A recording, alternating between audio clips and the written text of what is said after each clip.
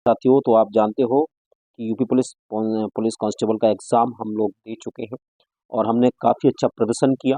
दुर्भाग्य ये रहा कि पेपर लीक हुआ और उसकी वजह से हम सब लोगों को इस आंदोलन में आना पड़ा। प्यारे साथियों, हम यूपीएसआई की तैयारी कर रहे हैं और यूपीएसआई की तैयारी के में अभ्यास भी कराते रहेंगे और साथ-साथ यूपी पुलिस में जो भी ऐसी कुछ घटनाएँ हुई हैं, उन पर भी हम लोग विचार-विमर्श करते रहेंगे और ज्ञापन भी देते रहेंगे। प्यारे साथियों, हम चलते हैं आज के प्रश्नों पर। तो देखिए, पहला ही प्रश्न आपके सामने रख रहा हूँ। हिब्रू किस परिवार की भाषा है?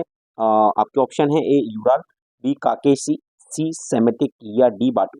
तो मैं आपको बता दूं कि हिब्रू जो है बच्चे, ये यहूदी आपने सुना हो, तो यहूदियों की भाषा है। यहूदियों की भाषा है और जो कि सामी परिवार से आती है। सामी कह लो या इसको सेमेटिक कह लीजिएगा।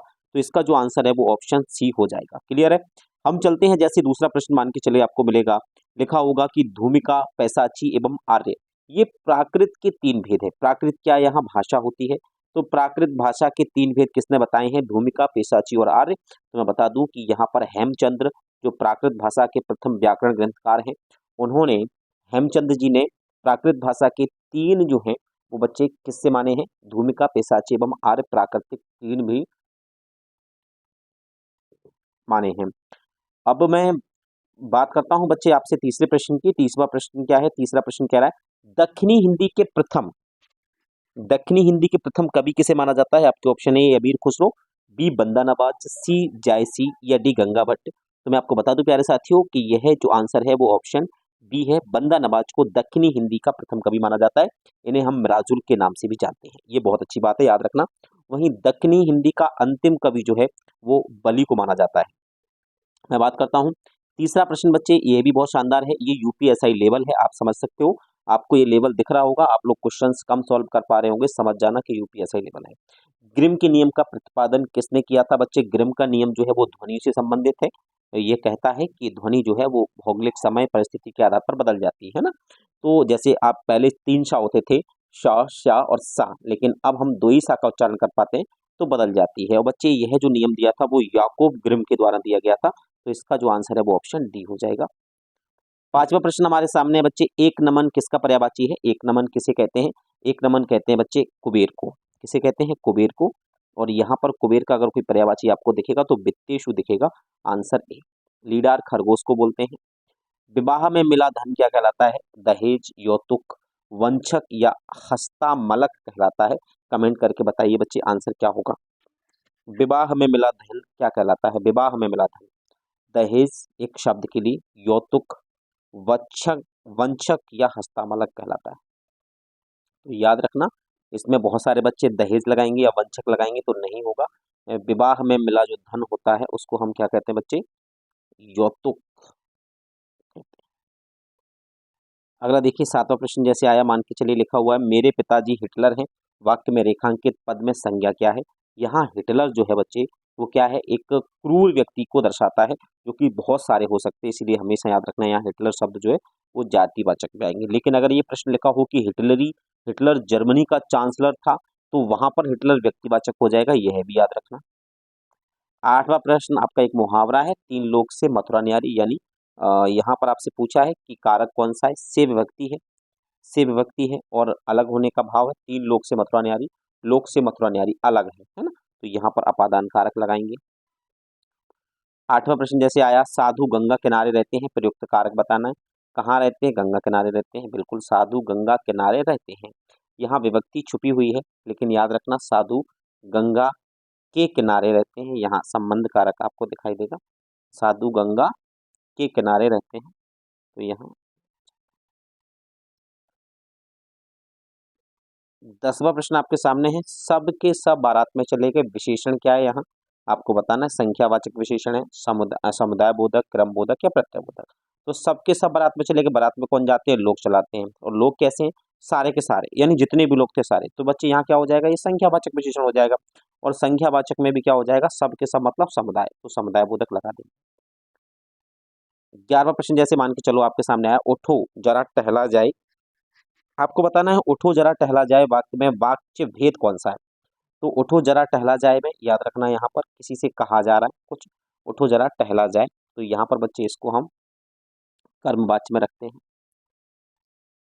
12वां प्रश्न, होठों निकली और कोठों चढ़ी, लोकोक्ति का अर्थ बताना है, बात बताते हैं।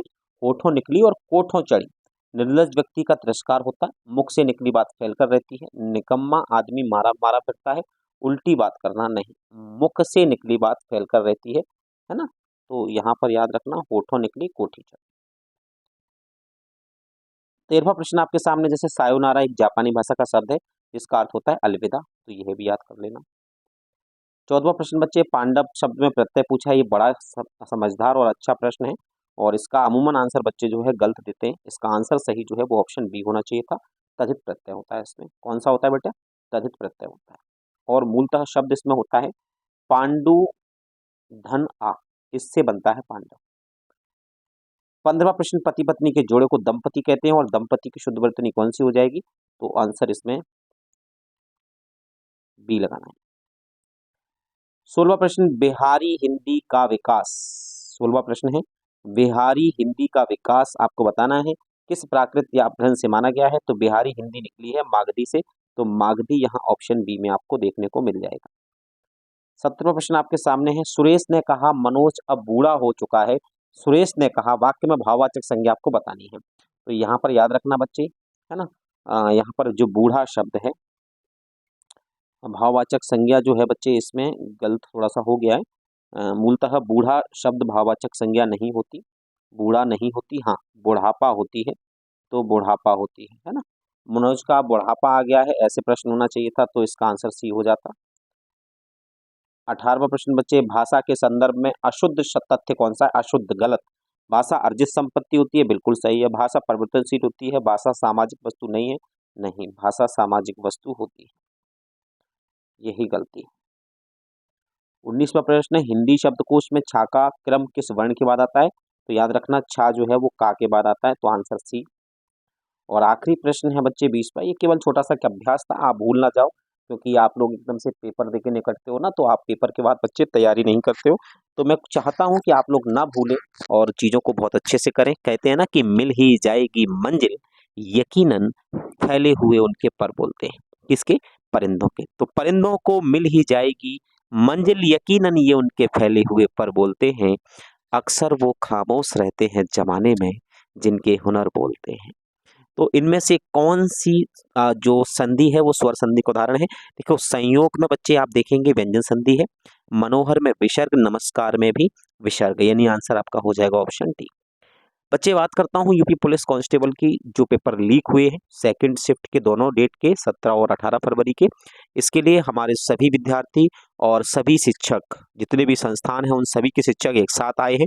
ये एक बड़ी यूनिटी है और यही यूनिटी आपको पॉजिटिव वेव्स देगी, आपको पॉजिटिविटी देगी और बच्चे यही सकारात्मक ऊर्जा हमें कुछ अच्छा करने का मौका देगी। मैं मानता हूँ कि उत्तर प्रदेश सरकार एक नीतिपूर्ण तरीके से इस पर संज्ञान लेगी और इसकी पूरी तरीके से जांच बैठाएगी। और हम सबको पता है कि पेपर लीक हुआ है, तो ये दोनों दिन की शिफ्ट के पेपर फिर से कराने होंगे, याद रखना ये चीज़, और इसके लिए हम सबको एक साथ रहना है। जय हिंद, वंदे मातरम साथियों, धन्यवाद।